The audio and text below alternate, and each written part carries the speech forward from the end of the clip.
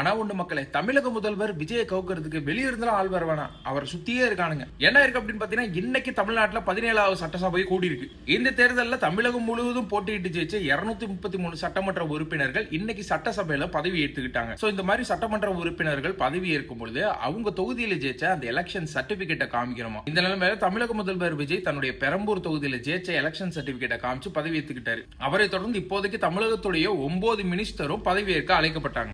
இதுல கடைசியாக சிவகங்கை தொகுதியில ஜெயிச்ச கீர்த்தனாவை பதவியேற்க அழைச்சாங்க. இந்த கீர்த்தனா அப்படின்றவங்களுக்கு 29 வயது. தமிழக அமைச்சரவையிலேயே இவங்களுக்கு தான் கம்மியான வயசுமே. இந்த நிலைமையில அவங்க பதவியேற்க வந்தபோது அவங்கள திருப்பி அனுப்பிட்டாங்க. ஏன் அவங்க திருப்பி அனுப்பப்பட்டாங்க அப்படின்னு விசாரிக்கும் பொழுதுதான் தெரியுது, அவங்க பதவியேற்பதற்கான அந்த எலெக்ஷன் சர்டிபிகேட்டையே கொண்டு வரலையா, வீட்டுல மறந்து வச்சுட்டு வந்துட்டாங்களாம். சோ உடனடியாக அவங்களுடைய உதவியாளரை அனுப்பி அந்த சர்டிபிகேட்டை எடுத்துட்டு வர சொல்லியிருக்காங்க. இருந்தாலுமே ஒரு சட்டமன்ற உறுப்பினர் இந்த மாதிரி பதவியேற்கிறதுக்கு 15 நாள் டைம் இருக்கு அப்படின்றதுனால இவங்க இப்போதைக்கு சேஃப். ஆனா தன்னுடைய இளம் வயதிலேயே தான் போட்டியிட்ட முதல் சட்டசபை தேர்தலிலேயே ஜெயிச்சது மட்டும் இல்லாமல் அமைச்சரவையிலையும் இடம் கிடைத்த ஒருத்தவங்க இந்த மாதிரி மறந்து வச்சுட்டு வருது நியாயமா? நம்மளால சாதாரணமா ஒரு புதுசா ஒரு வேலைக்கு போறோம் இல்ல காலேஜுக்கு போறோம் அப்படின்னாலே முந்தின நாளே அதுக்கு தேவையான விஷயங்கள்லாம் எடுத்து பேக் பண்ணி வச்சுட்டு தான் படுத்தே தூங்குவோம். இந்த மாதிரி பாத்தீங்கன்னா கேஷுவலா ஒரு முக்கியமான மேண்டேட்டரி டாக்குமெண்ட்டையே மறந்து வச்சுட்டு வந்துட்டாங்களே, இவங்க எல்லாம் என்னத்த பண்ண போறாங்க அப்படின்னு தான் எல்லாரும் கேள்வி கேட்கிறாங்க. இதுவாது பரவாயில்ல, அதிமுகவை சேர்ந்து கடந்த 3 முறை எம்எல்ஏ ஆன கேசி கருப்பண்ணன் வேற சர்டிபிகேட் மாத்தி எடுத்துட்டு வந்துட்டாராம். இவர் பாத்தீங்கன்னா ஜெயலலிதா அம்மா பீரியட்ல மினிஸ்டர் கேபினெட்ல இருந்தாரு.